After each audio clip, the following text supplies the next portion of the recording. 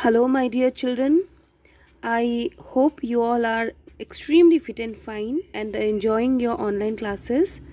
So, in today's class, I have brought for you all a very wonderful and interesting story, which is of a little child who is extremely dutiful.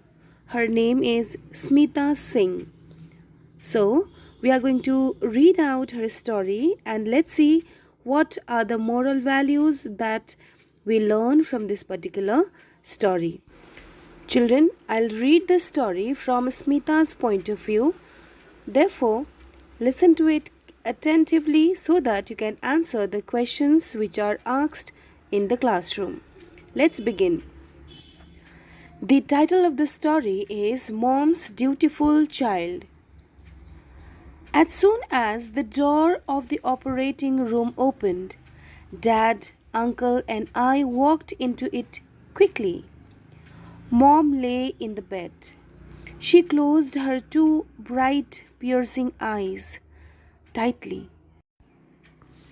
Her glowing face had become very pale and she was very thin. Her chin looked sharp and her cheekbones showed. She looked much older than her age of 40. Her neck was wound up in gouge, and bright red blood oozed out of it. Seeing her suffering so, I wanted to throw myself on her and cry out loudly, "Mom, how it must hurt! Give me that hateful cancer." But Uncle held me away to let the doctor take care of her. That evening, I was in no mood to watch TV. I took up a book but could not read.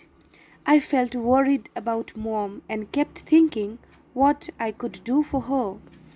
Certainly, I could look after her just as she had looked after Granny.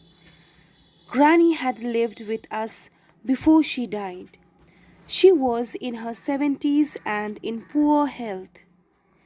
When Mom was off from work and back home, she cooked two meals, one for us and one for Granny, a special one with dishes that Granny specially liked. In addition to the two meals, she washed Granny's clothes, gave her a rub down with a damp towel, and told her what was going on outside. Granny got TB. Mom often had to take her to hospital at midnight for oxygen.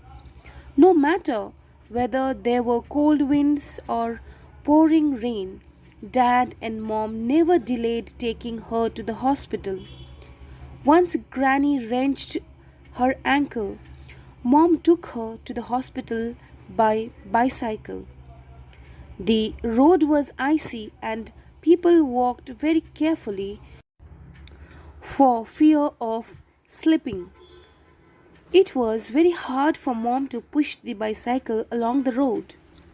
With Granny weighing more than 85 kilos sitting behind, Mom bent very low and pushed the bicycle with all her strength. Though the weather was freezing and she wore only a thin cotton coat, she was drenched with sweat. The summer of 1980 in Shimla was so usually hot that even though electric fans were blowing constantly, people were unable to work. Unfortunately, Granny fell ill again and had to stay in hospital. Mom went to the hospital several times a day under the scorching sun to look after her and nursed her at night, sitting beside the bed. One day I went to the hospital and saw Mom by the sick bed, fanning Granny. Every now and then she wiped her body with a wet towel and then sprinkled her with prickly heat powder At that time, Granny was paralyzed and could not go to the toilet even. Mom took care of all this. Granny hadn't any of the prickly heat which was all over Mom on her body before she died. Before Granny died, Mom did not eat a good meal and she became much thinner. We said that Mom should be given a merit certificate for good daughter-in-law. Mom is a music teacher. She not only teaches her students music but also tells them to be their parents' dutiful children and to respect older people. Now Mom has fallen ill. I must look after her with the best care and be her dutiful child. So, dear students, this ends this story. Now, here we learn that a little girl, whatever she has seen earlier, she wanted to copy that. What she had seen?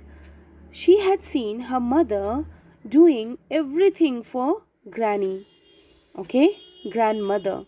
So, here, what do we learn is that whatever we do, children are copying.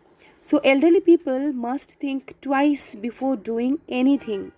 Alright, because if they will do wrong thing, the children who are watching that, they are going to copy it and continue with the wrongdoings in their entire life. So we should do right things. Okay, we should project good manners. We should tell them to protect environment. We should tell them to avoid evil things, okay, which they will copy. And more than lecture, it should be reflected in our actions. Okay, if we will do that, then certainly our upcoming generation will have a wonderful world to live in. Alright, and the same will be continued to next upcoming generation. Okay, so this is what we need to do in front of our children. All right, now it's children's responsibility as well to do it in action. Only learning will not do. As Smita did, we should be always ready to exercise the caliber, the talent that we have. We should exercise those talents for our people who are needy. Okay, first of all, we should see in our house who are needy. Okay, who requires what sort of help. After helping them, we can move out and see in our society as well. When we change our house, gradually society will be changed, and then nation, and then eventually entire world. Therefore, what we need to do, we need to start right from the four walls, that is our home. Dear students, there is another story related to the story which we have read just now. Okay, so the story goes like this.